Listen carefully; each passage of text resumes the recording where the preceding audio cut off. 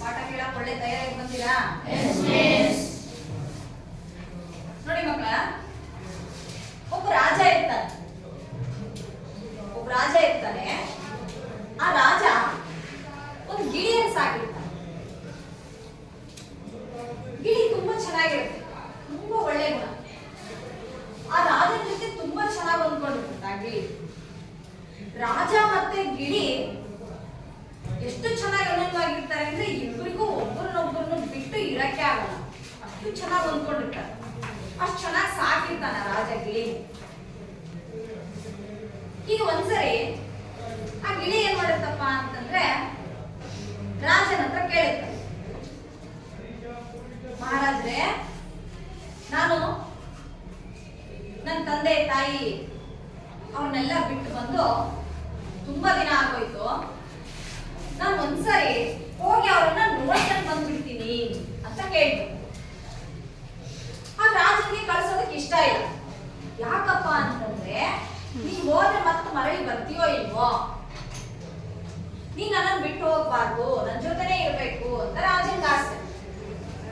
ಆಗ ಆಗಿಲಿ ಏನ್ ಮಾಡ್ತದೆ, ಇಲ್ಲ, ನಾನ್ ಖಂಡಿತವಾಗ್ಲೂ ನನ್ನ ತಂದೆ ತಾಯಿಗಳನ್ನೆಲ್ಲ ಮಾತಾಡ್ಕೊಂಡು ಮತ್ತೆ ಮರಳಿ ನಿಮ್ಮ ಹತ್ರ ಬಂದೇ ಬರ್ತೀನಿ. ನಾನು ಮತ್ತೆ ಬರ್ಬೇಕಾದ್ರೆ ನಿಮಗೆ ಒಂದು ಮಾಯದ ಹಣ್ಣನ್ನ ತರ್ತೀನಿ.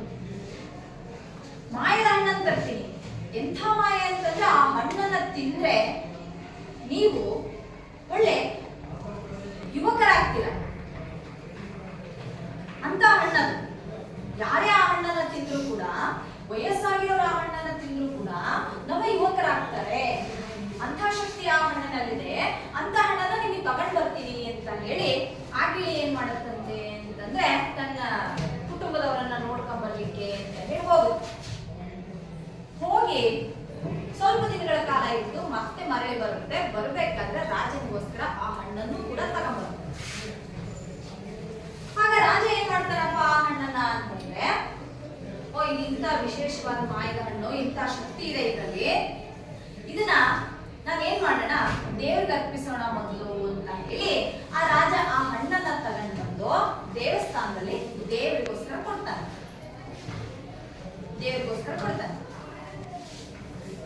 ಮತ್ತೆ ಆ ದೇವರಿಗೋಸ್ಕರ ಕೊಟ್ಮೇಲೆ ಆ ರಾಜ ಏನ್ ಮಾಡ್ತಾನಪ್ಪ ಅಂತಂದ್ರೆ, ಅದು ಕೇವಲ ಒಂದೇ ಹಣ್ಣಿದೆ, ನಾನ್ ತಿಂದ್ರೆ ಹಣ್ಣು ಖಾಲಿ ಆಗೋಗ್ಬಿಡುತ್ತೆ.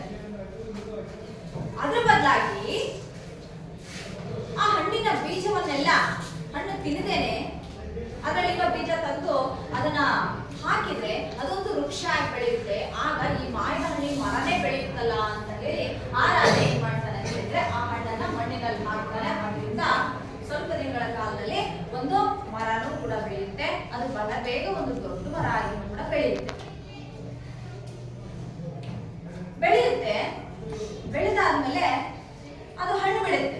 ಹಣ್ಣು ಬಿಟ್ಟಾಗ ಅದ್ರಲ್ಲಿ ಹಣ್ಣು ಆದ್ಮೇಲೆ ಒಂದ್ ಹಣ್ಣು ಏನ್ ಮಾಡುತ್ತೆ, ತಾನೇ ಕಳಚಿ ನೆಲದ ಮೇಲೆ ಬಿದ್ದಿರುತ್ತೆ. ಆಗ ಆ ನೆಲದ ಮೇಲೆ ಬಿದ್ದಿರುವಂತ ಹಣ್ಣನ್ನ ಅಲ್ಲೇ ಓಡಾಡ್ತಾ ಇರುವಂತ ಒಂದು ಹಾವು ಕಚ್ಚಿ ಹೋಗಿರುತ್ತೆ. ಹಾವು ಕಚ್ಚಿದ್ರಿಂದ ಏನಾಗಿರುತ್ತೆ, ಆ ಹಣ್ಣಿನಲ್ಲಿ ಸ್ವಲ್ಪ ವಿಷ ಸೇರ್ಕೊಂಡಿರುತ್ತೆ. ಆ ರಾಜ ಏನ್ ಮಾಡ್ತಾನೆ, ಇದು ಮೊದಲನೇ ಫಲ, ಈ ಹಣ್ಣಿಂದ, ಈ ವೃಕ್ಷದಲ್ಲಿ ಬಿಟ್ಟಿರುವಂತ ಮೊದಲನೇ ಫಲ ಇದು ಅಂತ ಹೇಳಿ ಮತ್ತೆ ಅದನ್ನ ತಗೊಂಡೋಗಿ ದೇವಸ್ಥಾನದಲ್ಲಿ ದೇವರಿಗೆ ಅರ್ಪಿಸಿದಾಗ ಅದನ್ನ ದೇವರ ಮುಂದಿಟ್ಟು ಪೂಜಾರಿ ಅದನ್ನ ದೇವರಿಗೆ ನೈವೇದ್ಯ ಮಾಡಿ, ಆ ಪೂಜಾರಿ ಏನ್ ಮಾಡ್ತಾನಪ್ಪ, ಪುರೋಹಿತ ಅಂತಂದ್ರೆ ಅದನ್ನ ಮನೆಗೆ ತಗೊಂಡು ಹೋಗಿ ಆ ಪುರೋಹಿತ ಮತ್ತೆ ಆತನ ಹೆಂಡತಿ ಇಬ್ರು ಆ ಹಣ್ಣನ್ನ ತಿಂತಾರೆ. ಏನಾಗ್ಬೋದು ತಿಂದಾಗ, ಹಾವು ಕಚ್ಚಿರೋದ್ರಿಂದ ಅದರಲ್ಲಿ ಏನಿತ್ತು, ವಿಷದ ಅಂಶ ಇತ್ತು.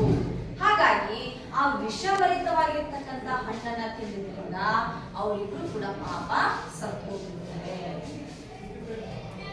ಆಗ ಜನ ಎಲ್ಲ ಏನ್ ಮಾಡ್ತಾರೆ ಅಂತಂದ್ರೆ, ರಾಜನ ಹತ್ರ ಬರ್ತಾರೆ, ಮಹಾರಾಜರೇ, ನಿಮ್ಮ ಹತ್ರ ಇರ್ತಕ್ಕಂತಹ ಗಿಳಿ ತಂದು ಕೊಟ್ಟಿರೋದು ತಿಂದ್ರೆ ಯುವಕರಾಗುವಂತಹ ಹಣ್ಣಲ್ಲ, ವಿಷಭರಿತವಾಗಿರ್ತಕ್ಕಂಥ ಹಣ್ಣನ್ನ ತಂದು ಕೊಟ್ಟಿದೆ. ಅದು ಆ ಹಣ್ಣನ್ನ ಸೇವಿಸಿರ್ತಕ್ಕಂತಹ ಪೂಜಾರಿ ಮತ್ತೆ ಆತನ ಹೆಂಡತಿ, ಆ ದಂಪತಿಗಳಿಬ್ರು ಕೂಡ ಸತ್ತು ಹೋಗಿದ್ದಾರೆ ನೋಡ್ರಿ ಇವತ್ತು. ಹಾಗಾಗಿ ಆ ಗಿಳಿ ನಿಮ್ಗೆ ಮೋಸ ಮಾಡಿದೆ, ಆ ಗಿಳಿ ನಿಮ್ಗೆ ಮೋಸ ಮಾಡಿದೆ. ಅದು ತಂದಿರುವಂತದ್ದು ವಿಷಭರಿತವಾದ ಹಣ್ಣು, ಅದನ್ನ ತಿಂದ್ರೆ ಸತ್ತು ಹೋಗ್ಬಿಡ್ತಾರೆ, ಹಾಗಾಗಿ ಅದನ್ನ ಸೇವಿಸ್ಬಿಡ್ರಿ ಯಾರುನು. ಆ ಗಿಳಿ ನಿಮಗೆ ಮೋಸ ಮಾಡಿದೆ ಅಂತ ಹೇಳಿ ಆ ಊರಿನ ಜನರು ಬಂದು ರಾಜನ ಹತ್ರ ಹೇಳ್ತಾರೆ. ಆಗ ರಾಜ ಏನ್ ಮಾಡ್ತಾನೆ ಅಂದ್ರೆ ತುಂಬಾ ದುಡಿಕ್ ಬಿಡ್ತಾನೆ, ತಾಳ್ಮೆ ಕಳ್ಕೊಂಡ್ಬಿಡ್ತಾನೆ, ವಿವೇಕ ಕಳ್ಕೊತಾನೆ. ಒಂದು ತಾಳ್ಮೆಯಿಂದ ಯೋಚನೆ ಮಾಡೋದೇ ಇಲ್ಲ ರಾಜ.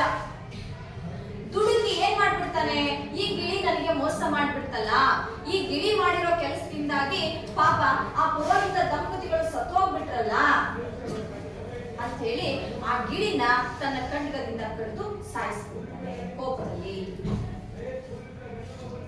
ಹೀಗೆ ರಾಜ ದುಡುಕಿ ತನ್ನ ವಿವೇಕ ಕಳ್ಕೊತಾನೆ, ತಾಳ್ಮೆಯಿಂದ ಯೋಚನೆ ಮಾಡೋದೇ ಇಲ್ಲ.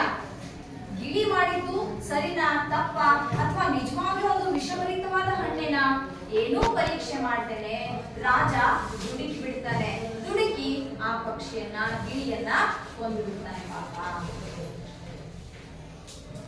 ಗಿಳಿ ಸತ್ತೋಗ್ಬಿಡ್ತು. ಈಗ ಎಷ್ಟು ಕಾಳಜಿಯಿಂದ ಎಷ್ಟು ಪ್ರೀತಿಯಿಂದ ಸಾಕಿದ್ನಲ್ವಾ ಗಿಳಿನ, ಅಷ್ಟು ಪ್ರೀತಿಯಿಂದ ಸಾಕಿರೋ ಗಿಳಿನ ಯಾರೋ ಬಂದು ಏನೋ ಹೇಳಿದ್ರು ಅಂತ ಹೇಳಿ ಹಿಂದೂ ಮುಂದೆ ಯೋಚನೆ ಮಾಡಿದ್ದೇನೆ ದುಡುಕಿ ಅದನ್ನ ಪಾಪ ಸಾಯಿಸ್ಬಿಟ್ಟ ರಾಜ. ಆಮೇಲೆ ಏನಾಯ್ತು, ಗಿಳಿನ ಕಳ್ಕೊಂಡ ರಾಜ.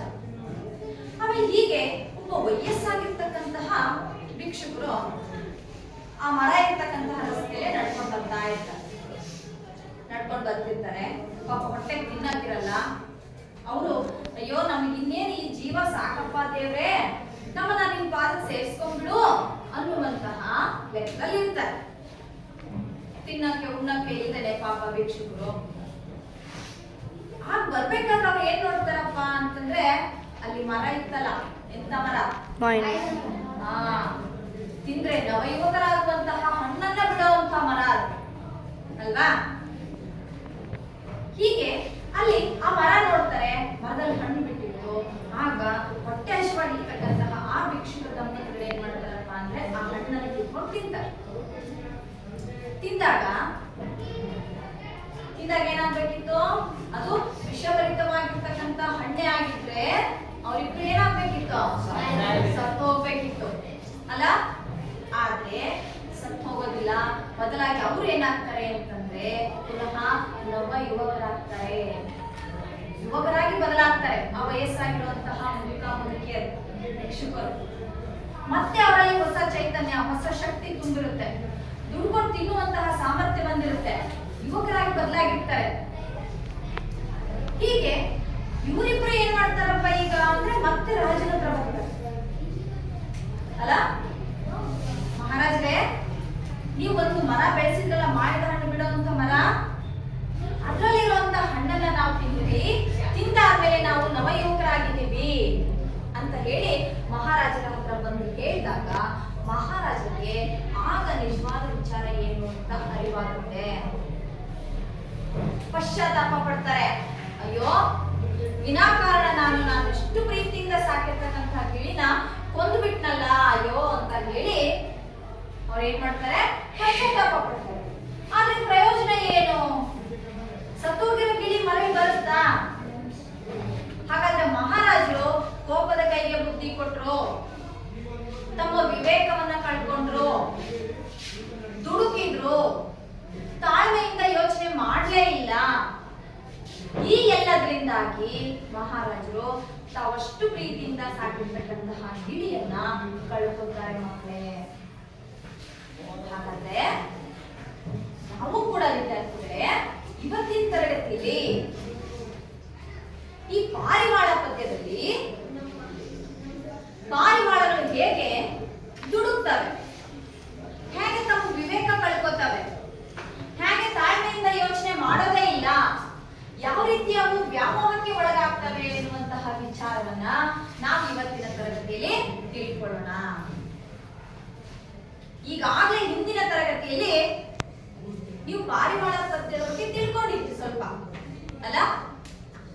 ಪಾರಿವಾಳ ಪದ್ಯ ಯಾವ ಸಾಹಿತ್ಯ ಪ್ರಕಾರದಲ್ಲಿ ರಚನೆ ಆಗಿದೆ ಅಂತ ತಿಳ್ಕೊಂಡಿದ್ರಿ, ಪಾರಿವಾಳ ಪದ್ಯದ ಆಶಯ ಭಾವ ತಿಳ್ಕೊಂಡಿದ್ರಿ, ಹಾಗೇನೆ ಕಥನ ಕವನ ಅಂದ್ರೆ ಏನು ಅಂತ ತಿಳ್ಕೊಂಡಿದ್ರಿ, ಹಾಗೇನೆ ಈ ಪದ್ಯ ಬರೆದಿರ್ತಕ್ಕಂತಹ ಕವಿಯಾಗಿರುವಂತಹ ಸೂರಂ ಹೆಕ್ಕುಂಟಿಯವರ ಪರಿಚಯವನ್ನು ಕೂಡ ನೀವು ಮಾಡ್ಕೊಂಡಿದ್ರಿ, ತಿಳ್ಕೊಂಡಿದ್ರ ಅವ್ರ ಬಗ್ಗೆ ಅಲ್ವಾ? ಹಾಗಾದ್ರೆ ಹಿಂದಿನ ತರಗತಿಯಲ್ಲಿ ನೀವು ತಿಳ್ಕೊಂಡಿರ್ತಕ್ಕಂತಹ ಈ ಎಲ್ಲಾ ವಿಚಾರಗಳನ್ನ ಎಷ್ಟು ನೆನ್ಪಿಟ್ಕೊಂಡಿದ್ದೀರಾ ಅಂತ ಒಂದು ಸಣ್ಣ ಪರೀಕ್ಷೆ ಪ್ರಶ್ನೆ ಕೇಳೋಣ ಅಂತ ಹೇಳೋ. ಸರಿ, ಪಾರಿವಾಳ ಪದ್ಯ ಯಾವ ಸಾಹಿತ್ಯ ಪ್ರಕಾರದ ರಚನೆ ಆಗಿದೆ ಹೇಳ.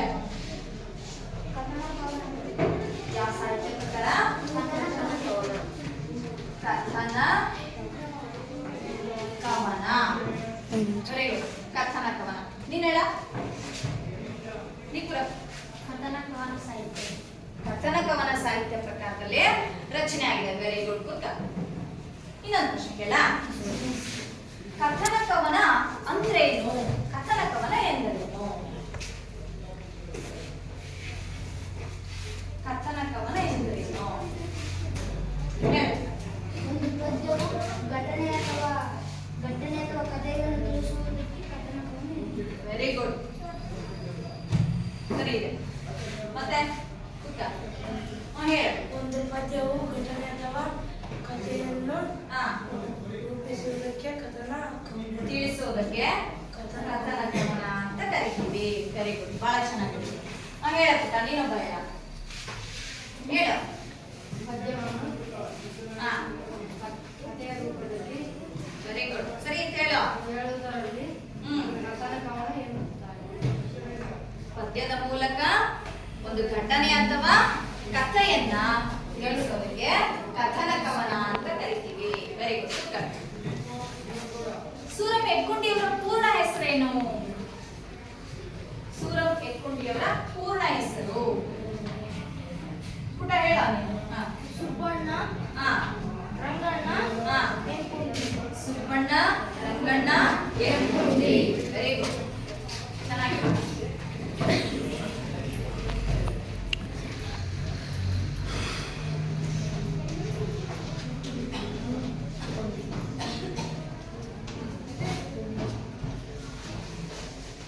ಕಾಲ ಮತ್ತೆ ಸ್ಥಳ, ಇವುಗಳ ಬಗ್ಗೆ ಯಾರು ಹೇಳ್ತೀರಿ?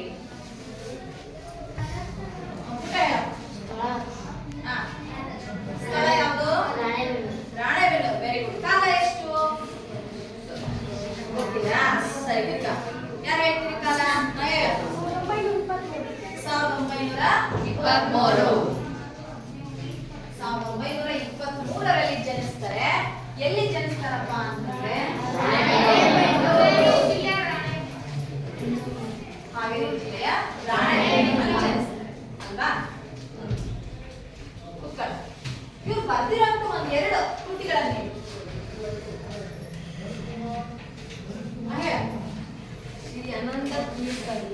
ಶ್ರೀ ಆನಂದ ತೀರ್ಥರು ಮತ್ತೆ ಸಂತಾನ.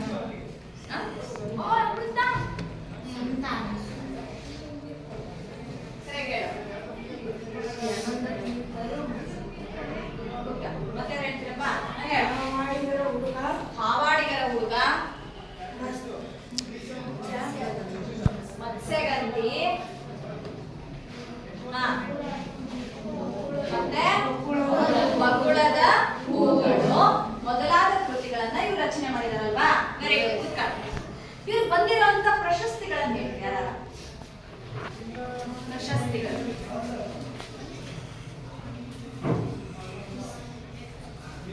ಪುಟ್ಟ ಹೇಳಪ್ಪ. ಕೇಂದ್ರ ಸಾಹಿತ್ಯ ಅಕಾಡೆಮಿ ಪ್ರಶಸ್ತಿ, ಸಾಹಿತ್ಯ ಪ್ರಶಸ್ತಿ, ಕರ್ನಾಟಕ ಸಾಹಿತ್ಯ ಅಕಾಡೆಮಿ ಪ್ರಶಸ್ತಿ, ಮತ್ತೆ ಸೋವಿಯತ್ ಲ್ಯಾಂಡ್ ನೆಹರು ಪ್ರಶಸ್ತಿ ಮೊದಲಾದ ಪ್ರಶಸ್ತಿಗಳು ಇವರಿಗೆ ಲಭಿಸಿದವಲ್ವಾ? Very good, ಕೂತ್ಕೊಳ್ಳ. ಈ ಎಲ್ಲಾ ವಿಷಯಗಳನ್ನ ನಾವು ಹಿಂದಿನ ಕ್ಲಾಸ್ ಅಲ್ಲಿ ತಿಳ್ಕೊಂಡಿದ್ವಿ ವಿದ್ಯಾರ್ಥಿಗಳೇ. ಹಾಗಾದ್ರೆ ಈಗ ಇವತ್ತಿನ ತರಗತಿಯಲ್ಲಿ ಈ ಪದ್ಯ ಭಾಗದ ಅರ್ಥನ ನಾವು ತಿಳ್ಕೊಳ್ಳೋಣ. ಪದ್ಯನ ರಾಗವಾಗಿ ಹೇಳ್ಕೊಡ್ತೀನಿ, ಒಂದೊಂದೇ ಸಾಲ ಹೇಳ್ಕೊಡ್ತೀನಿ. ನಾನು ಹೇಳ್ಕೊಟ್ಟಾಗ ನೀವು ಹೇಳ್ಬೇಕು, ಕಿರಿಚಬಾರ್ದು. ರಾಗವಾಗಿ ನಿಧಾನವಾಗಿ ಹೇಳ್ಬೇಕು. ಗೊತ್ತಾಯ್ತಾ? ಹೇಳ್ಕೊಡೋಣ? ಸರಿ. ದಟ್ಟ ಕಾಡಿನಲ್ಲೊಂದು ಹೆಮ್ಮರದ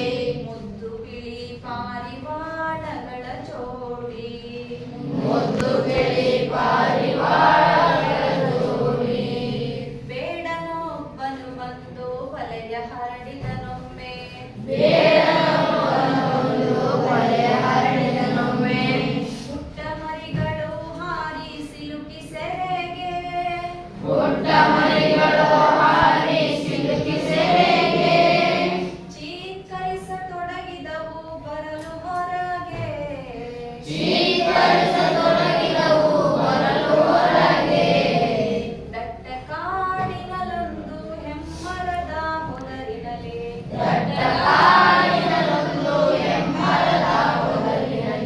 ಇರುತ್ತಿತ್ತು ಪುಟ್ಟ ಸಂಸಾರ ಕೂಡಿ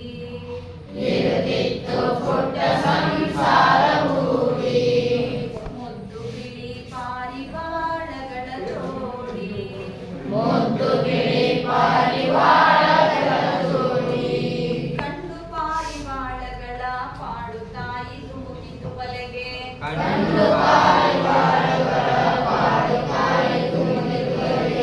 ಹೆಂಡತಿಯ ನಗಲಿರದ ಗಂಡು ಹಕ್ಕಿ ಒಳಗೆ ಬಂದಿತು ಬಳಿಗೆ ಬಿಕ್ಕಿ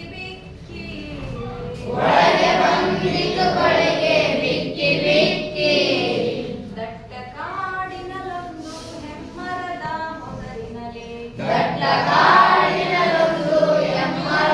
ಹೊದರಿನಲಿ ಇರುತ್ತಿತ್ತು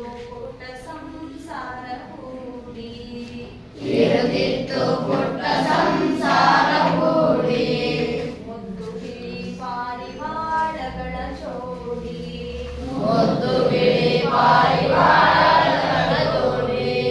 ಕುರುಡು ವಾತ್ಸಲ್ಯದಲ್ಲಿ ಕಳೆದುಕೊಂಡು ವಿವೇಕ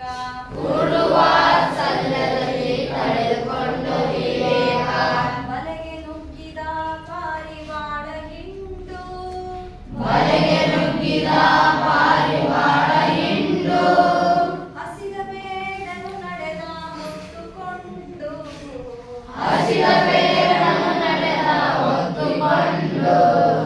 ದಟ್ಟ ಕಾಡಿನಲೊಂದು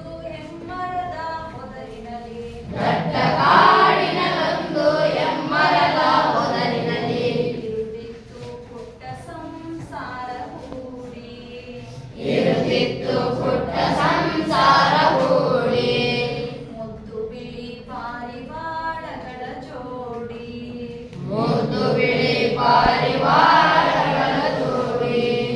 ಮೋಹ ಮುಸುಕಿದ ಬುದ್ಧಿ ಸರ್ವನಾಶದ ಸಿದ್ಧಿ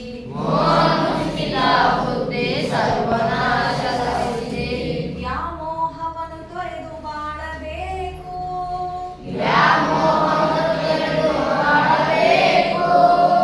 ಏನು ಬಂದರೂ ಕೂಡ ತಾಳಬೇಕು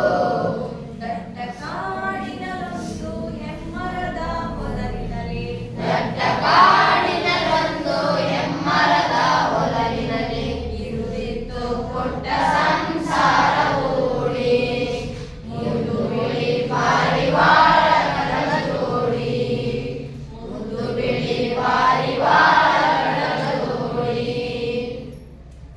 ಎಷ್ಟು ಚೆನ್ನಾಗಿತ್ತಲ್ಲ ಪದ್ಯ? ಚೆನ್ನಾಗಿತ್ತಾ?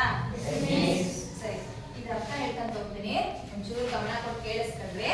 ಮತ್ತೆ ಇದ್ರಲ್ಲಿ ಒಂದಷ್ಟು ನೀವು ಕೇಳಿದಂತ ಹೊಸ ಪದಗಳು ಬರ್ತವೆ. ಆ ಹೊಸ ಪದಗಳು ಮತ್ತೆ ಅದರ ಅರ್ಥನ ನಾನು ಈ ಕಾರ್ಡ್ಗಳಲ್ಲಿ ಬರ್ಕೊಂಬಂದಿದ್ದೀನಿ.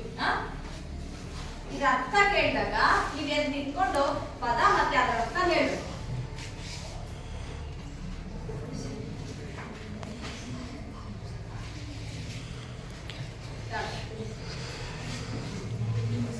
ಸರಿ,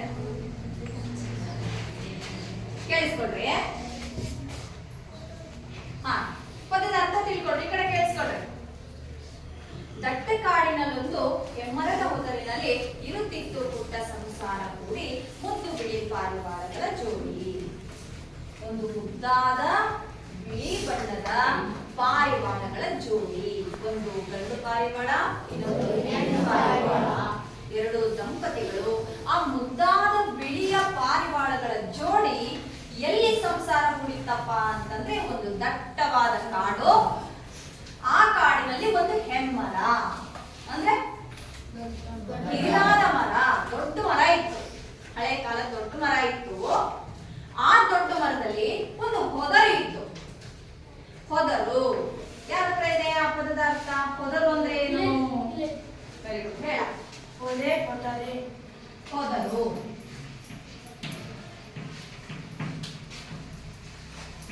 ಪೊದೆ ಅಥವಾ ಕೊಠರೆ. ಪೊದರು ಅಂದ್ರೆ ಪೊದೆ ಅಥವಾ ಕೊಠರೆ. ಅಂದ್ರೆ ಈ ದೊಡ್ಡ ಮರ ಅಂದ್ರೆ ಅದ್ರ ಕಾಂಡ ತುಂಬಾ ದಪ್ಪದಾಗಿರುತ್ತೆ. ದೊಡ್ಡ ಮರ ಅಂದ್ರೆ ಆ ಕಾಂಡದ ಒಳಗಡೆ ಏನಪ್ಪಾ ಅಂದ್ರೆ ಪೊಳ್ಳಾದ ಜಾಗ ಇರುತ್ತೆ. ಆ ಪೊಳ್ಳಾದ ಜಾಗಕ್ಕೆ ಕೊಠರೆ ಅಥವಾ ಪೊದರು ಅಥವಾ ಪೊದೆ ಅಂತ ಕರೀತಾರೆ. ಅಲ್ಲಿ ಪಕ್ಷಿಗಳು ಅಥವಾ ಈ ಹಾವುಗಳು ಅವೆಲ್ಲ ಮನೆ ಮಾಡ್ಕೊಂಡು ವಾಸ ಮಾಡ್ತಿರ್ತಾರೆ ಅಂತ ಜಾಗದಲ್ಲಿ. ಹಾಗಾದ್ರೆ ಈ ಮುದ್ದಾದ ಬಿಳಿ ಪಾರಿವಾಳಗಳ ಜೋಡಿ ಎಲ್ಲಿ ನೆಲೆಸಿತ್ತಪ್ಪ ಅಂದ್ರೆ ಒಂದು ಹೆಮ್ಮರದ ಪೊದರಿನಲ್ಲಿ ಸಂಸಾರ ಹೂಡಿದ್ವು. ಆ ಎರಡೂ ಮುದ್ದು ಪಾರಿವಾಳಗಳಿದಾವಲ್ಲ, ಬಿಳಿ ಪಾರಿವಾಳಗಳು, ಅವು ಹಗಲು ഇരുಳು ಜೊತೆಗೂಡಿ ಬಾಳ್ತಾ ಇದ್ವು. ಅಂದ್ರೆ ಎರಡೂ ಒಂದನ್ನೊಂದು ಬಿಟ್ಟು ಇರ್ತಾ ಇರಲಿಲ್ಲ. ಅಷ್ಟು ಅನ್ಯೋನ್ಯವಾಗಿ ಆ ಎರಡು ಪಾರಿವಾಳಗಳು ಒಂದನ್ನೊಂದು ಅಗಲಿರದೇನೆ ಜೊತೆಗೂಡಿ ಬಾಳ್ತಾ ಇದ್ವು. ಮತ್ತೆ ಹೀಗೆ ಜೊತೆಗೂಡಿ ಬಾಳ್ತಾ ಇರ್ಬೇಕಾದ್ರೆ ಆ ಪಾರಿವಾಳಗಳ ನೆಲೆಸಿದ್ವಲ್ಲ ಪೊದರು ಅಂದ್ರೆ ಕೊಠರೆ, ಆ ಕೊಠರೆಯಲ್ಲಿ ಹಿಗ್ಗು ತುಂಬಿಕೊಳ್ತು. ಹಿಗ್ಗು ಅಂದ್ರೆ ಸಂತೋಷ, ಸಂಭ್ರಮ, ಸಡಗರ ಅಂತ ಅರ್ಥ. ತುಂಬಿತು. ಯಾಕಪ್ಪ ಅಷ್ಟು ಸಂತೋಷ ಆಯ್ತು ಆ ಪಾರಿವಾಳಗಳಿಗೆ ಅಂತಂದ್ರೆ ಆ ಪಾರಿವಾಳಗಳು ಮೊಟ್ಟೆ ಇಟ್ಟಿರುವಂತಹ ಮೊಟ್ಟೆಗಳು ಒಡೆದು ಮರಿಗಳು ಹೊರ ಬಂದಿತ್ತು. ಆ ಮರಿಗಳು ಚಿಲಿಪಿಲಿ ಚಿಲಿಪಿಲಿ ಅಂತ ಸದ್ದು ಮಾಡ್ತಾ ಓಡಾಡ್ತಾ ಇರ್ತಾವಲ್ಲ, ಆ ಮರಿ ಪಾರಿವಾಳಗಳ ಮಧುರವಾದ ಸದ್ದನ್ನ ಕೇಳಿ ಆ ಹೊದರಿನಲ್ಲಿ ತುಂಬಾ ಸಂತೋಷ, ಸಡಗರ ತುಂಬಿತ್ತು. ಹಾಗೇನೆ ಆ ಬಿಳಿ ಪಾರಿವಾಳಗಳ ಜೋಡಿ ತುಂಬಾ ಪ್ರೀತಿಯಿಂದ ದಿನಗಳನ್ನ ಕಳೀತಾ ಇದ್ವು. ಅಂದ್ರೆ ಅದೊಂದು ಪುಟ್ಟ ಸಂಸಾರ ಆಯ್ತು ಈಗ ಅಲ್ವಾ. ಆ ಪಾರಿವಾಳಗಳ ಜೋಡಿ, ಆ ಪಾರಿವಾಳಗಳ ಜೋಡಿಗೆ ಈಗ ಮುದ್ದಾದ ಮರಿಗಳು ಜನಿಸಿದವೆ. ಒಂದು ಪುಟ್ಟ ಸಂಸಾರ ಅಲ್ಲಿದೆ. ತುಂಬಾ ಸಂತೋಷವಾಗಿ ಪ್ರೀತಿಯಿಂದ ಬದುಕ್ತಾ ಇದ್ದಾವೆ. ಯಾವುವು? ಮುದ್ದು ಪಾರಿವಾಳಗಳು ಮತ್ತೆ ಆ ಪಾರಿವಾಳಗಳ ಮರಿಗಳು ತುಂಬಾ ಸಂತೋಷವಾಗಿ ಕಾಲ ಕಳೆದಿದ್ದಾರೆ. ಹೀಗೆ ಒಂದಷ್ಟು ದಿನಗಳ ಕಾಲ ಕಳೆದು, ಹೀಗೆ ಕಾಲ ಕಳಿಬೇಕಾದ್ರೆ ಆ ಮರಿಗಳು ಕೆಲವೊಂದಷ್ಟು ದಿನ ಕಳೆದಾದ್ಮೇಲೆ ಮರಿಗಳು ಸ್ವಲ್ಪ ದೊಡ್ಡವಾಗ್ತವೆ. ಮರಿಗಳು ದೊಡ್ಡವಾದವು ಅಂದ್ರೆ ಇನ್ನೇನು, ಅವು ತುಂಬಾ ದಿನಗಳ ಕಾಲ ಹೊದರಿನಲ್ಲಿ ಇರಲ್ಲ, ಕೊಠರೆಯಲ್ಲಿ ಇರಲ್ಲ, ಹೊರಗೆ ಬರ್ತವೆ. ಸಂತೋಷವಾಗಿ ಆಟ ಆಡ್ಕೊಂಡು ಹಾರಾಡ್ಲಿಕ್ಕೆ ಅಂತ ಹೇಳಿ ಆ ಮರಿಗಳು ಹೊರಗೆ ಬರ್ತವೆ. ಹೊರಗೆ ಬಂದು ಹೀಗೆ ಆಟ ಆಡ್ತಾ ಇರ್ತವೆ. ಹೀಗೆ ಆಟ ಆಡ್ತಾ ಇರ್ಬೇಕಂದ್ರೆ ಅಲ್ಲಿ ಬೇಡನೊಬ್ಬ ಬರ್ತಾನೆ. ಬೇಡ ಅಂದ್ರೆ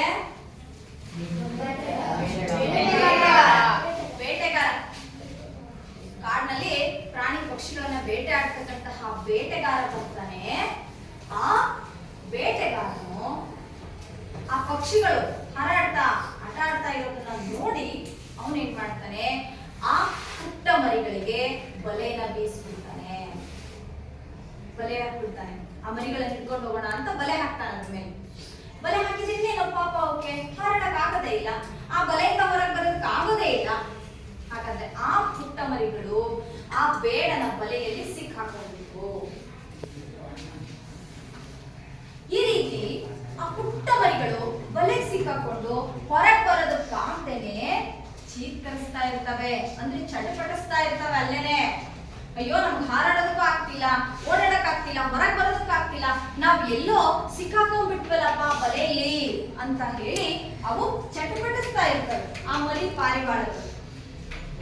ಹೀಗೆ ಆ ಪಾರಿವಾಳಗಳು, ಈ ಜೋಡಿ ಪಾರಿವಾಳಗಳು ಇದ್ವಲ್ಲ, ಆ ಜೋಡಿ ಪಾರಿವಾಳಗಳಲ್ಲಿ ತಾಯಿ ಪಾರಿವಾಳ ತನ್ನ ಮರಿಗಳು ಆ ಬೇಟೆಗಾರನ ಬಲೆಗೆ ಸಿಕ್ಕಾಕೊಂಡಿರುವಂತದನ್ನ ನೋಡ್ತಾರೆ. ನೋಡಿ ಅದು ತುಂಬಾ ಸಂಕಟಾಗುತ್ತೆ. ಯಾವುದಕ್ಕೆ? ತಾಯಿ ಪಾರಿವಾಳಕ್ಕೆ. ಎಲ್ಲಾದ್ರೂ ಸಹಿಸ್ಕೊಳ್ಳೋದುಂಟಾ? ಆಗುತ್ತೆ ಅಂದ್ರಪ್ಪ. ಈಗ ನಿಮ್ಮ ಮನೆಯಲ್ಲಿ ನಿಮಗೆ ಏನಾದ್ರೂ ನೋವಾದ್ರೆ, ಏನಾದ್ರೂ ತೊಂದರೆ ಆದ್ರೆ ನಿಮ್ಮ ತಂದೆ ತಾಯಿಗಳಿಗೆ ಎಷ್ಟು ನೋವಾಗುತ್ತಲ್ವಾ? ನಿಮ್ಮನ್ನ ಎಷ್ಟು ಪ್ರೀತಿಯಿಂದ ಸಾಕಿ ಸಲಹಿರ್ತಾರಲ್ವಾ ಅವರು. ಹಾಗೇನೆ ಆ ಪಾರಿವಾಳಗಳಿಗೂ ಕೂಡ ಆ ತಾಯಿ ಪಾರಿವಾಳಕ್ಕೆ ತನ್ನ ಮರಿಗಳು ಬಲೆಗೆ ಸಿಕ್ಕಾಕೊಂಡಿರೋದು ನೋಡಿ ಅದಕ್ಕೆ ದುಃಖ ಆಗುತ್ತೆ. ಆದ್ರೆ ದುಡುಕಿ ಆ ತಾಯಿ ಪಾರಿವಾಳ ಏನ್ ಮಾಡುತ್ತೆ ಅಂದ್ರೆ ತನ್ನ ಮರಿಗಳನ್ನ ಹೋಗಿ ಸೇರ್ಕೋಬೇಕು ಅಂತ ಹೇಳಿ ತಾನೂ ಕೂಡ ಬಲೆಯೊಳಗೆ ಹೋಗಿ ಸಿಕ್ಕಾಕೊಂಡಿರುತ್ತೆ. ಅರ್ಥ ಆಯ್ತಾ? ಮರಿಗಳು ಬಲೆ ಸಿಕ್ಕಾಕೊಂಡಿದ್ದಾವೆ. ಅಯ್ಯೋ ನಮ್ಮ ಮರಿಗಳು, ನಾನು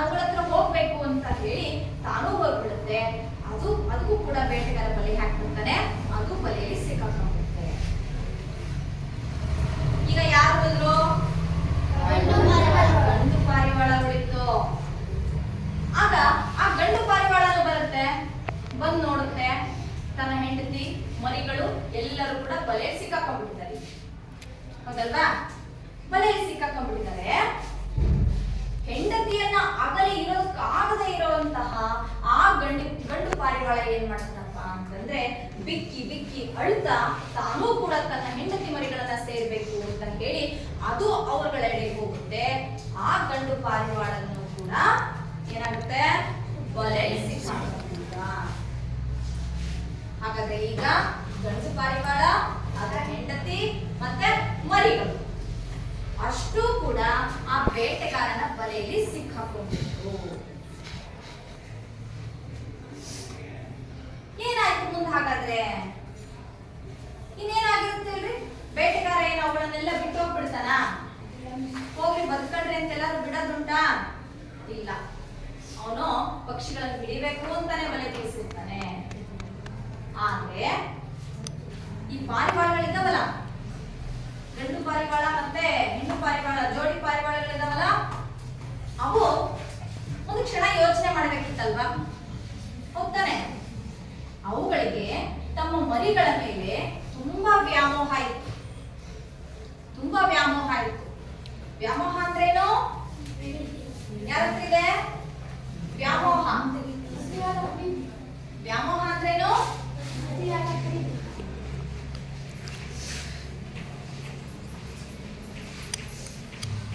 ವ್ಯಾಮೋಹ ಅತಿಯಾದ ಪ್ರೀತಿ.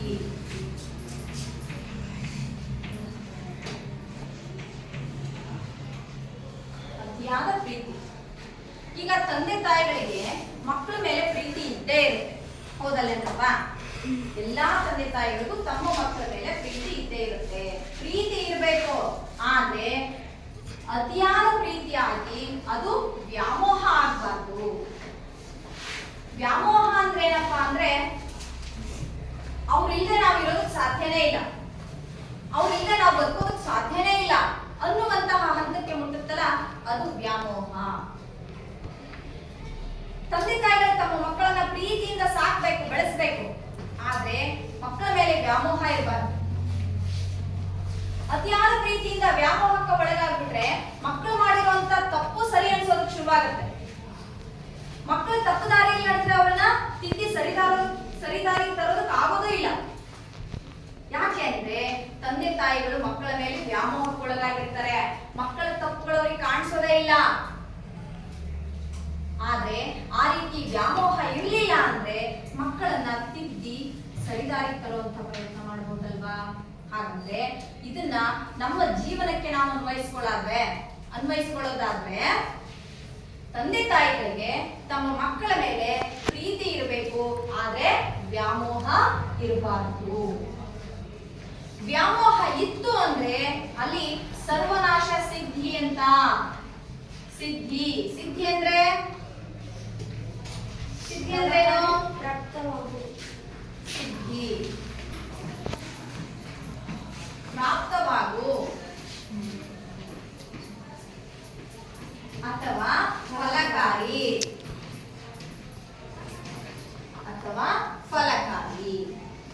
ಸಿದ್ಧಿ ಅಂದ್ರೆ ಪ್ರಾಪ್ತವಾಗೋದು ಅಥವಾ ಫಲಿಸೋದು, ನಮಗೆ ಸಿಗೋದು. ವ್ಯಾಮೋಹ ಇದ್ರೆ ನಮ್ಗೆ ಏನ್ ಸಿಗುತ್ತೆ? ಸರ್ವನಾಶನೇ. ಒಳ್ಳೇದಂತೂ ಅಲ್ಲ ವ್ಯಾಮೋಹ. ಪ್ರೀತಿ ಒಳ್ಳೇದು, ಆದ್ರೆ ಆ ಪ್ರೀತಿ ಅತಿ ಆದಾಗ ಅದು ವ್ಯಾಮೋಹಕ್ಕೆ ಒಳಗಾಗ್ತೀವಿ. ಆ ವ್ಯಾಮೋಹ ಒಳ್ಳೇದಲ್ಲ, ಅದರಿಂದ ಸರ್ವನಾಶ ಉಂಟಾಗುತ್ತೆ. ಈಗ ಈ ಪಾರಿವಾಳಗಳು ಕೂಡ ಮಾಡಿದ್ರೆ ತಮ್ಮ ಮರಿಗಳ ಮೇಲೆ ಕುರುಡು ವಾತ್ಸಲ್ಯ ಇತ್ತವಕ್ಕೆ. ವಾತ್ಸಲ್ಯ ಅಂದ್ರೆ ಕುರುಡು ಅಂದ್ರೆ ಕಣ್ ಕಾಣಿಸ್ತಾ ಇರೋದು, ವಾತ್ಸಲ್ಯ ಅಂದ್ರೆ ಅಕ್ಕರೆ ಮಮತೆ. ವಾತ್ಸಲ್ಯ ಅಕ್ಕರೆ ಮಮತೆ.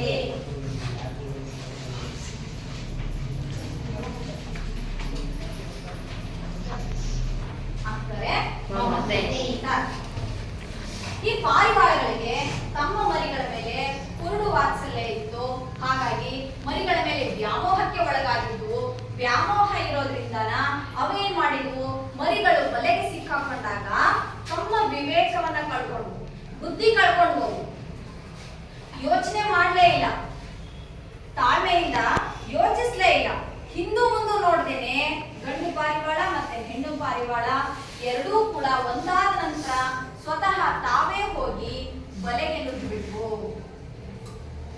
ಆಗ ಆ ಹೊಟ್ಟೆ ಹಸ್ತಿರ್ತಕ್ಕಂತಹ ಬೇಡ ಇನ್ನೇನ್ ಮಾಡ್ತಾನಪ್ಪ,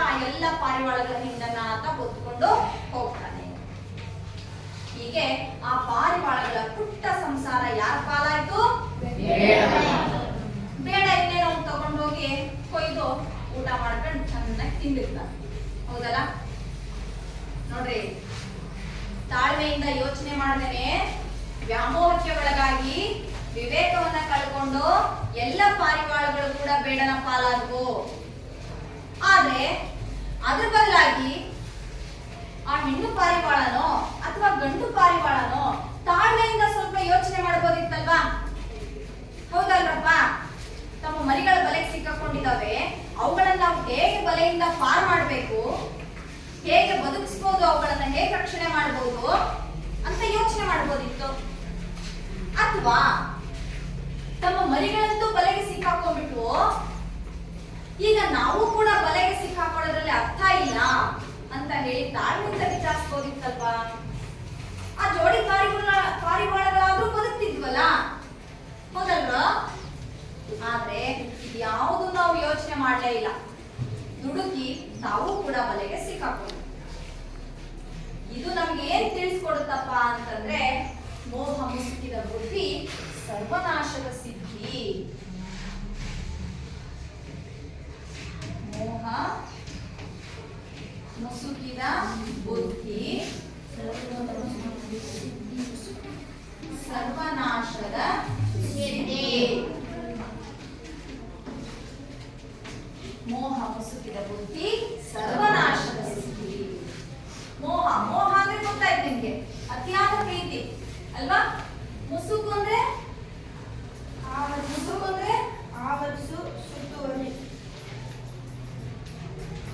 ಆವರಿಸು, ಸುತ್ತುವರೆ. ಅಂದ್ರೆ ನಮ್ಗೆ ಮೋಹ ಆವರಿಸ್ಕೊಳ್ತು ಅಂತಂದ್ರೆ ನಮ್ಮ ಬುದ್ಧಿಗೆ ಮೋಹ ಆವರಿಸ್ತು ಅಂತಂದ್ರೆ ನಮಗೆ ಏನಾಗುತ್ತೆ? ಸರ್ವನಾಶ ಸಿದ್ಧಿ ಅಂದ್ರೆ ಪ್ರಾಪ್ತವಾಗುತ್ತೆ, ಫಲಿಸುತ್ತೆ. ನಮ್ಮ ಬುದ್ಧಿಗೆ ಮೋಹ ಆವರಿಸಿದ್ರೆ ನಮಗೆ ಸರ್ವನಾಶನೇ ಪ್ರಾಪ್ತವಾಗುತ್ತೆ. ಎಷ್ಟು ಒಳ್ಳೆ ಮಾತಲ್ವಾ? ಹೋಗ್ತಾನೆ. ಹಾಗಾದ್ರೆ ಇದರಿಂದ ನಮ್ಗೆ ಏನ್ ತಿಳ್ಕೊಂಡ್ವಪ್ಪ ಈ ಪದ್ಯದಿಂದ ನಾವು ಅಂತಂದ್ರೆ, ಈ ಪದ್ಯದಿಂದ ನಾವೇನ್ ತಿಳ್ಕೊಂಡ್ವಿ ಅಂತಂದ್ರೆ, ನಮ್ಮ ಜೀವನದಲ್ಲಿ ಹೇಗೆ ಅಳವಡಿಸ್ಕೋಬೇಕು ಅಂತಂದ್ರೆ, ನಮ್ಮ ಬುದ್ಧಿಗೆ ಮೋಹ ಆವರಿಸ್ತು ಅಂತಂದ್ರೆ ನಮಗೆ ಸರ್ವನಾಶ ಪ್ರಾಪ್ತವಾಗುತ್ತೆ, ನಾವು ಅದರಿಂದ ಹಾಳಾಗೋಗ್ತೀವಿ. ಅದಕ್ಕೋಸ್ಕರ ನಾವು ವ್ಯಾಮೋಹವನ್ನ ತೊರೆದು ಬಾಳ್ಬೇಕು. ಏನನ್ನ ತೊರೆದು ಬಾಳ್ಬೇಕು? ವ್ಯಾಮೋಹವನ್ನ ತೊರೆದು ಬದುಕಬೇಕು. ಮತ್ತೆ ಏನೇ ಬಂದರೂ ಕೂಡ ನಾವು ತಾಳ್ಮೆಯಿಂದ ಯೋಚನೆ ಮಾಡಬೇಕು. ತಾಳ್ಮೆ ಇರಬೇಕು ಜೀವನದಲ್ಲಿ. ಬಂದಿರುವಂತಹ ಸಮಸ್ಯೆಗೆ ಹೇಗೆ ಪರಿಹಾರ ಕಂಡುಕೋಬೇಕು, ಯಾವ ರೀತಿ ನಾವು ಆ ಸಮಸ್ಯೆಯಿಂದ ಪಾರಾಗಬೇಕು ಅಂತ ಹೇಳಿ ತಾಳ್ಮೆಯಿಂದ ಯೋಚನೆ ಮಾಡಿದ್ರೆ ಯಾವ್ದಾದ್ರೂ ಒಂದು ಪರಿಹಾರ ನಮ್ಗೆ ಸಿಕ್ಕೇ ಸಿಗುತ್ತೆ. ಅದಕ್ಕೆ ನಮ್ಮ ಬುದ್ಧಿಗೆ ಮೋಹವನ್ನ ಆವರಿಸ್ಕೋಬಾರ್ದು, ನಾವು ವ್ಯಾಮೋಹವನ್ನ ತೊರೆದು ಬದುಕಬೇಕು. ಏನೇ ಸಮಸ್ಯೆ ಬಂದರೂ ಕೂಡ ನಾವು ತಾಳ್ಮೆಯಿಂದ ಅದಕ್ಕೆ ಪರಿಹಾರವನ್ನ ಕಂಡುಕೋಬೇಕು ಅನ್ನುವಂತಹ ಒಳ್ಳೆಯ ವಿಚಾರವನ್ನ ಈ ಮುದ್ದು ಪಾರಿವಾಳಗಳ ಕಥೆಯಿಂದ ನಾವು ತಿಳಿಸ್ಕೊಂಡ್ವಿ ಮಕ್ಕಳ. ಅರ್ಥ ಆಯ್ತಾ ನಿಮ್ಗೆಲ್ಲ? ಕಥೆ ಪೂರ್ತಿ ಅರ್ಥ ಆಯ್ತೇನ್ರಪ್ಪ? ಕಥೆ ಚೆನ್ನಾಗಿ ಗೊತ್ತಾಯ್ತಾ? ಸರಿ, ಈಗ ನೋಡು, ಇಲ್ಲಿ ಪದಗಳ ಅರ್ಥ ಬರ್ತಿದ್ದೀನಲ್ಲ, ಒಂದು ಸಣ್ಣ ಚಟುವಟಿಕೆ.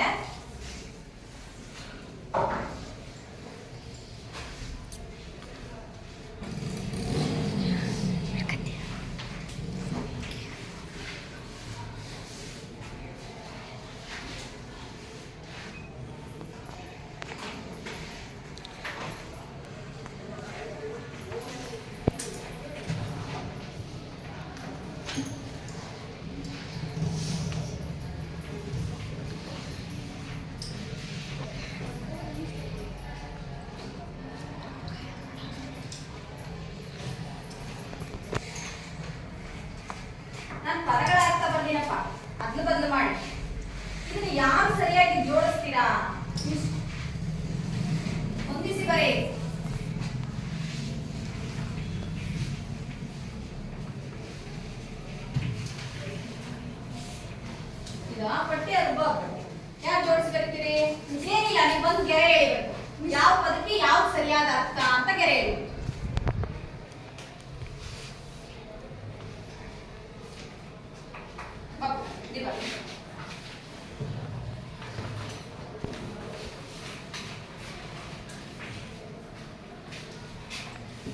ಪದರು ಅಂದ್ರೆ ಏನಪ್ಪ?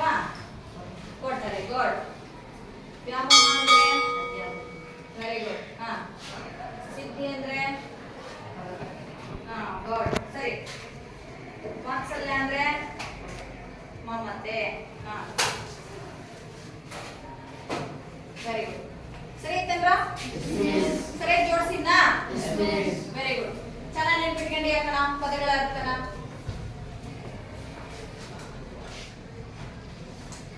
ಆಯ್ತು, ನೀವೇನಾದ್ರು ಪ್ರಶ್ನೆ ಕೇಳೋದೈತಾ? ಮಿಸ್ ಪದ್ಯ ಇಂಥ ಸಾಲು ಇಂಥ ಪದ ಅರ್ಥ ಆಗಿಲ್ಲ ಮಿಸ್, ಇನ್ನೊಂದ್ಸರಿ ಹೇಳ್ರಿ, ಹಂಗೇನಾರು ಐತಾ? ಪ್ರಶ್ನೆಗಳೇನಾದ್ರು ಇದ್ರೆ ಕೇಳ್ರಿ.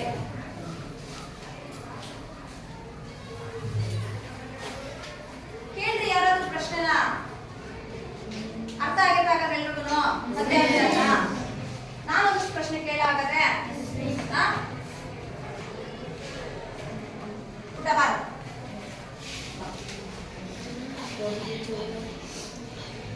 ಬಾ, ಇರ್ಲಿ ಬಾ, ಏನಾಗಲ್ಲ. ಬಾ ಬಾ ಬಾ.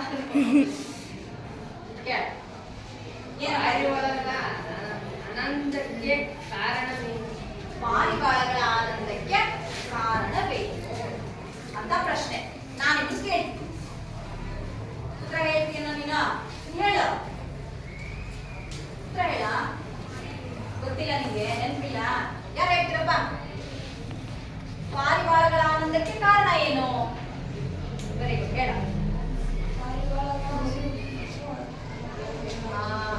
ಇನ್ನೊಂದ್ಸರಿ ಗಟ್ಟಿಗೆ ಹೇಳೊಂಚೂರು. ಪಾರಿವಾಳಗಳ ಹೊತ್ತಿನಲ್ಲಿ ಅವುಗಳಿಗೆ ಮರಿಗಳು ಹುಟ್ಟಿತ್ತು, ಅದಕ್ಕೆ ಅವಳು ತುಂಬಾ ಆನಂದವಾಗಿತ್ತು. ಸರಿ, ವೆರಿ ಗುಡ್, ಚೆನ್ನಾಗಿ ಹೇಳ್ತ. ಮತ್ತೆ ಯಾರು? ಈ ಬಾರ ಬಾರ್ರಿ.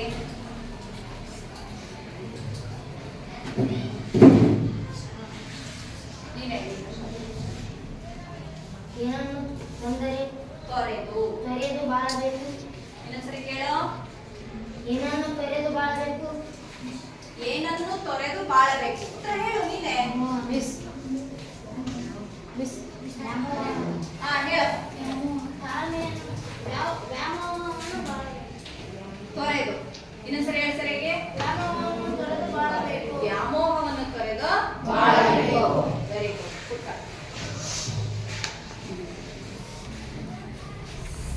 ಸರಿ, ಅದೇ ಅಲ್ಲೇ ಕೇಳು. ಹಾ,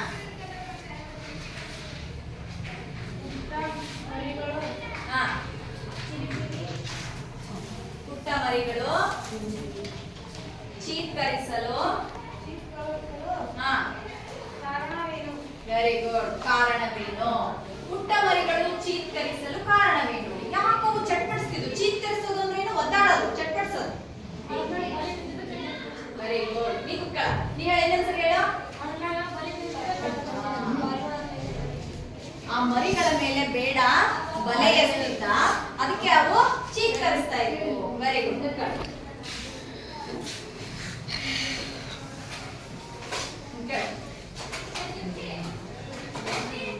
ಮುದ್ದು ಪಾರಿವಾಳಗಳ ಪ್ರೀತಿ ಹಿಗ್ಗಲು ಕಾರಣವೇನು? ಮುದ್ದು ಪಾರಿವಾಳಗಳ ಪ್ರೀತಿ ಹಿಗ್ಗಲು ಕಾರಣ ಅಂದ್ರೆ ಪ್ರೀತಿ ಹೆಚ್ಚಾಗ್ಲಿಕ್ಕೆ, ಸಂತೋಷ ಉಂಟಾಗ್ಲಿಕ್ಕೆ ಕಾರಣ ಏನು? ವಾತ್ಸಲ್ಯ ಅಂದ್ರೆ ಒಂದಕ್ಕೊಂದು ವಾತ್ಸಲ್ಯದಿಂದ ಇತ್ತು ಅಂತನಾ? ಮತ್ತೆ ಹೇಳ್ತೀರಪ್ಪ? ಕೊಡ್ರಿ. ಮತ್ತೆ ಮುದ್ದು ಮರಿಗಳ ಮಧುರವಾದ ಸದ್ದನ್ನ ಕೇಳಿ ಅವು ತುಂಬಾ ಸಂತೋಷದಿಂದ ಇದ್ವು. Very good.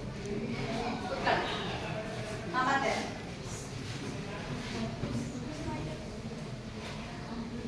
ಮುದ್ದು ಪಾರಿವಾಳಗಳ ಜೋಡಿ ಎಲ್ಲಿ ಮುದ್ದು ಪಾರಿವಾಳಗಳ ಜೋಡಿ ಎಲ್ಲಿ ಇತ್ತು ಅಂದ್ರೆ ಎಲ್ಲಿ ಇತ್ತು, ಎಲ್ಲೆಲ್ಲಿ ಸಿಕ್ವು ಅಂತ ನೀನೇ ಹೇಳೋ ಉತ್ತರನ. ಕೇಳಿ ಗೊತ್ತಿದೆ ನಿಮ್ಗೆ? ಒಟ್ಟಾರೆ ಹಾ, ಒಟ್ಟಾರೆ ಒಟ್ಟಾರೆಯಲ್ಲಿ. Very good. ಮರದ ಪೊಟರೆಯಲ್ಲಿ. ಸರಿ, ಆಯ್ತಲ್ಲ, ಕೇಳಿದಲ್ಲ. ಕೇಳ ಎತ್ತಿಕ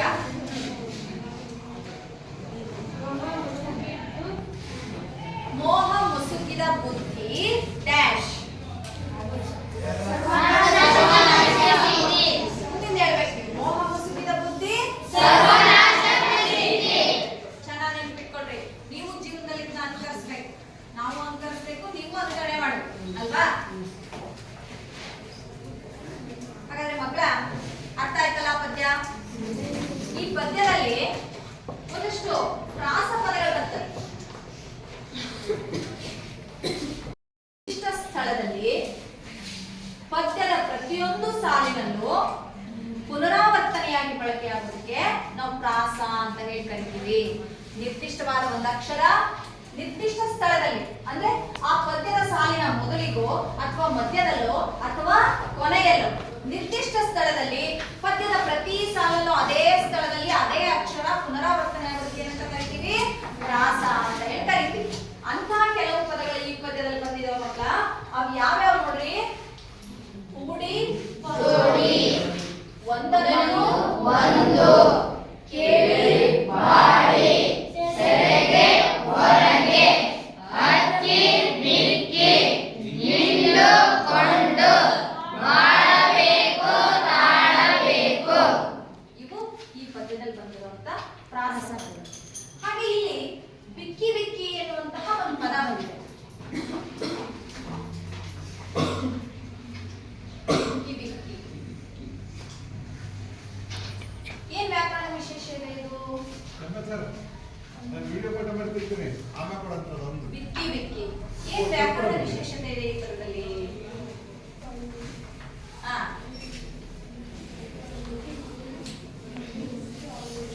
ಆಯ್ತು.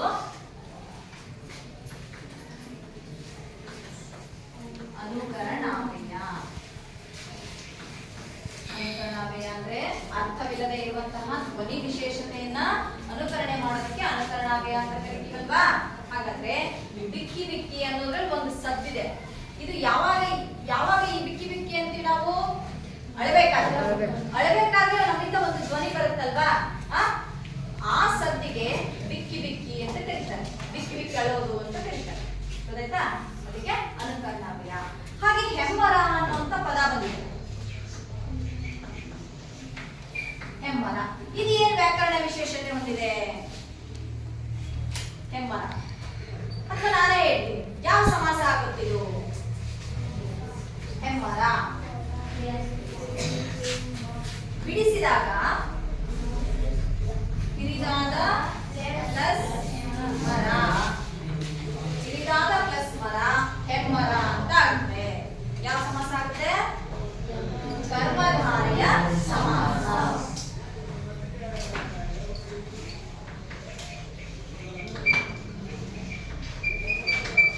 ಕರ್ಮಧಾರೆಯ ಸಮಾಸ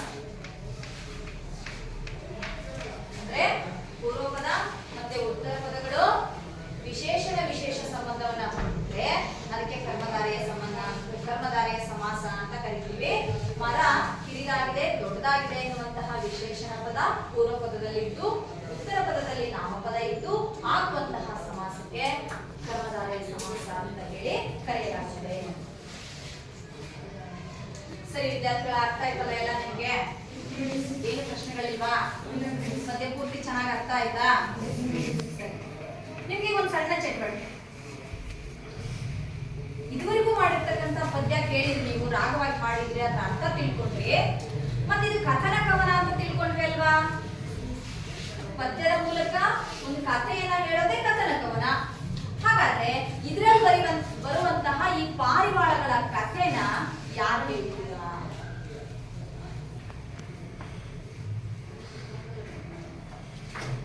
ಯಾರು ಹೇಳ್ತೀರಿ? ಕೈ ಎತ್ರಿ. ನಿಮಗೆ ಹೆಂಗ್ ಬರುತ್ತೆ ಹಂಗೆ ಕತೆ, ನೀವು ಎಷ್ಟು ಅರ್ಥ ಮಾಡ್ಕೊಂಡಿದ್ದೀರಾ ಅಷ್ಟು.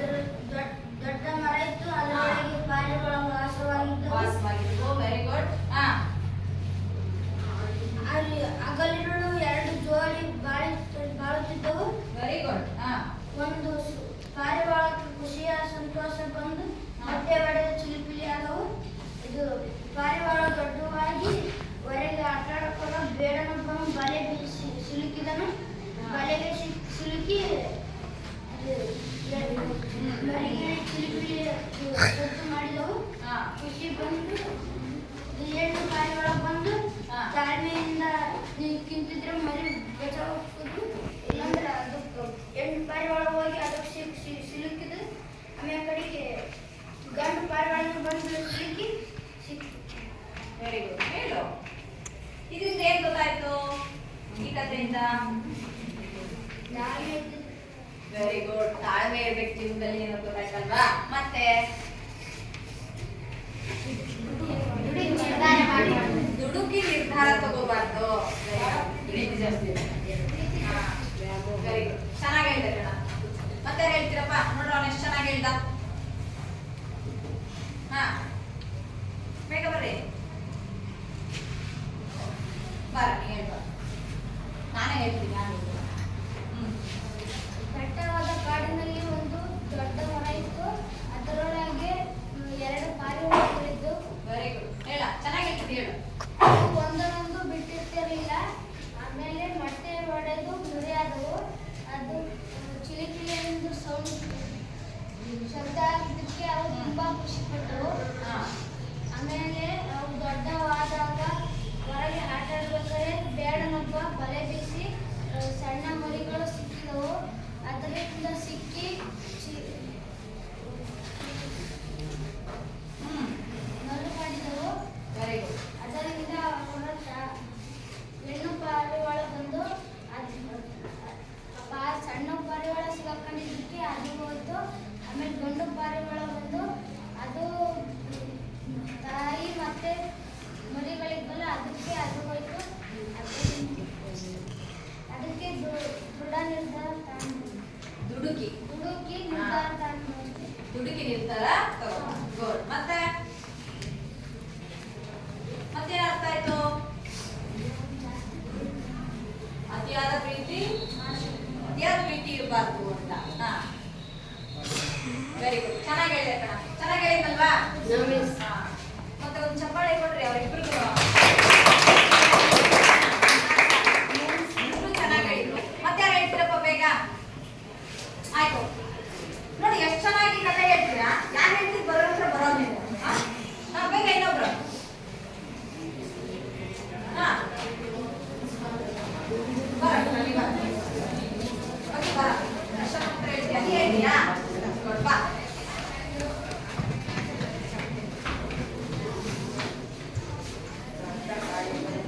ಸ್ವಲ್ಪ ಗಟ್ಟಿಯಾಗಿ ಹೇಳು. ಗಟ್ಟ ಕಾಡಿನಲ್ಲಿದ್ದು ಎರಡು ಬಿಡಿ ಪಾರಿವಾಳಗಳಿದ್ದವು.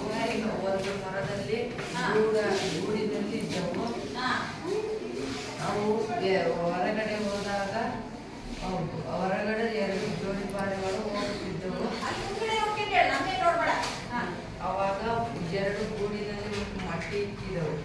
ಮಟ್ಟಿ ಇಕ್ಕಿ ಚಿಲಿಪಿಲಿ ಅಂದಾಗ ಅವು ಬಹಳ ಸಂತೋಷವಾದವು. ಮರಿಗಳು ಹೊರಗೆ ಬಂದು ದೊಡ್ಡವಾದಾಗ ಹೊರಗೆ ಬಂದು ಚಿಲಿಪಿಲಿ ಅಂತ ಆಟ ಆಡ್ತಿದ್ದಾಗ ಬೇಡನೊಬ್ಬ ಬಲೆ ಬೀಸಿ ಅವಾಗ ಚಿಲಿಪಿಯಿಂದ ಅದು ಅವಾಗ ಹೆಣ್ಣು ಪಾರಿವಾಳ ಬಂದು ಮಕ್ಕಳು ಸಿಗಿ ಬಿದ್ದವು ಅಂತ ಅದು ಬಂದು ಸಿಗಿ ಬಿದ್ದು. ಆಮೇಲೆ ಗಂಡು ಪಾರಿವಾಳ ಬಂತು. ಅದು ನನ್ನ ಹೆಣ್ಣು ಪಾರಿವಾಳ ಮಕ್ಕಳು ಬಂದು ಸಿಗಿ ಬೀಳ್ತಂತ ಸಿಗಿ ಬಿದ್ದು. ಏನ್ ಅರ್ಥ ಆಯ್ತಪ್ಪ ಇದರಿಂದ? ಚೆನ್ನಾಗಿದೆ. ಹಾ, ಏನ್ ತಿಳ್ಕೊಂಡೆ?